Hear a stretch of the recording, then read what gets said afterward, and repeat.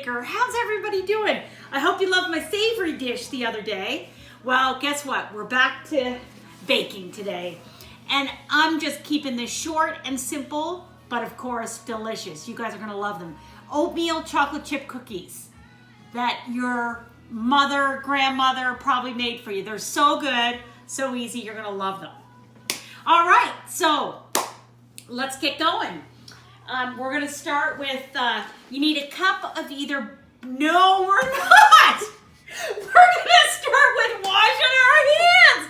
What do we say? We gotta keep COVID out of the kitchen. So let's go for it. Let's get some hot water. Let's get some soap. And let's sing. Sing with me, everybody. Oh, the year was 1778. How I wish I was in Sherbrooke now. A little mock came from the king to the scummiest vessel I've ever seen. God damn. We cruised the seas for American. Far no guns. Shed no tears. On the Halifax pier. The last of Cheers! Woo! That's hot. All right, wait. Okay. All right. Can turn that tab off. Thank you. All right, so get hands clean, keeping the COVID out of the kitchen. So what do we got to do? We got to preheat our oven. So again, basic cookies. So we're gonna bake at 350. You want to keep an eye on, depending on how your oven is. Some people like to bake at 325, some 375. Whatever, you guys know your own oven. So, okay, we're not using the mixer today. We're using my new bowl. Look at this. I love it. So this was given to me by my good friend Mike Smith, who works for a company called Vega. And they, this is his catalog here. They have all kinds of different kitchen equipment. Anyway, and so nice. He gave me a few different bowls to use. And I'm very excited. So we're gonna get started and use this bowl. Mike, thank you. Vega, I love you. All right. Okay, let's get to business.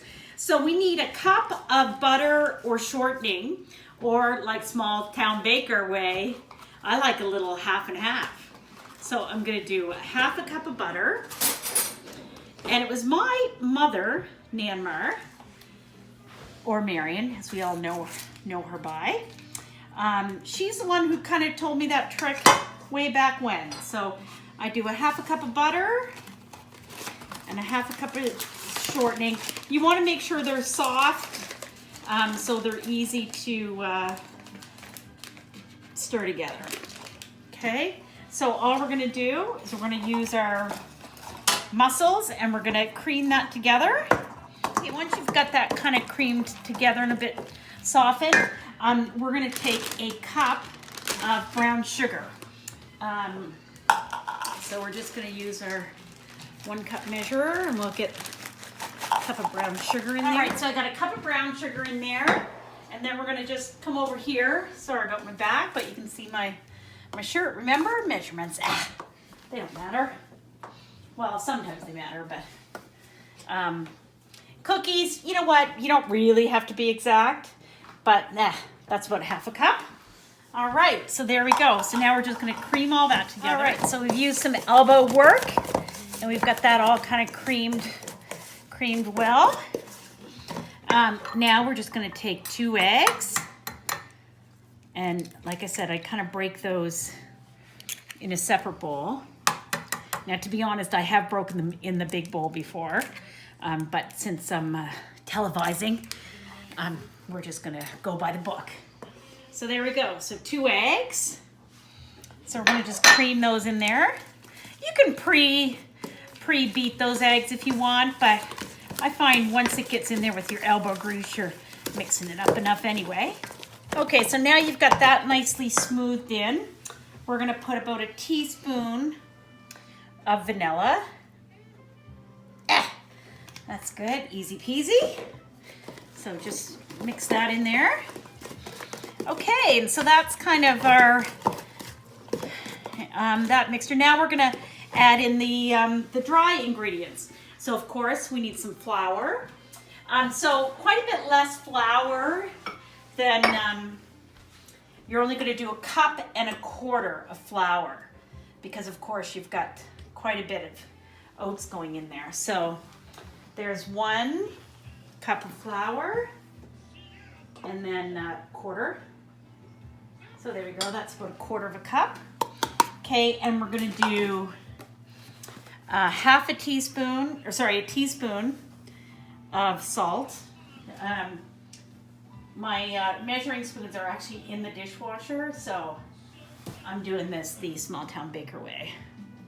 So a teaspoon of salt and a 1/2 teaspoon of baking soda. And that's it. Okay, so that's the flour, the salt, and the baking soda mixed in there. Now all we have are the oats and the chocolate chips. So we need 3 cups of oats. I use large flake oats, or whatever you got in the whatever you got in your cupboard. 3 cups of oats, and then we're gonna do a cup of chocolate chips and maybe a few more for good luck. Oops. All right, so we're gonna do a cup and let that overflow just a little bit. You can never have too many chocolate chips. And then I'm gonna mix, I'm gonna mix that together. But I need to give a shout out to my nephew, Sammy Fleming, turned, a little spilled on the counter, that's all right. Sammy Fleming turned 11 today, Maggie? Yeah, 11. So he's having his COVID birthday. I drove by and threw a birthday card at him this morning. And anyways, we're having a family Zoom call tonight to have a little party for Sammy. So anyways, maybe we'll enjoy some cookies in his honor tonight. Who knows? All right, so that's it, people. That's all it is. So now we're gonna just take, sorry, Meg. We're over here. I'm just gonna get a cookie sheet out. All right, so I just go an easy way. I just scoop a little teaspoon out onto my tray. All right, so we've got all the cookies out on a tray, just kind of about that size, and I don't flatten them down or anything because that'll do that in the oven. I'm gonna put them there on the rack, and I'm gonna put the timer on for 9 minutes, and we'll have a look at them.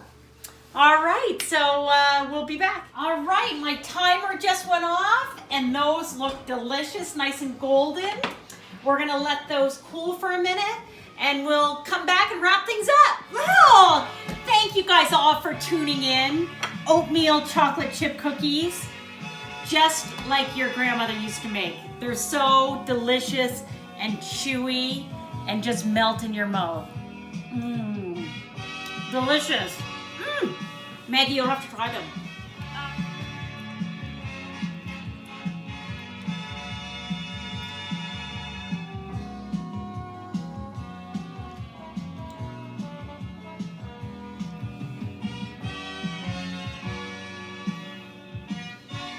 Small town baker,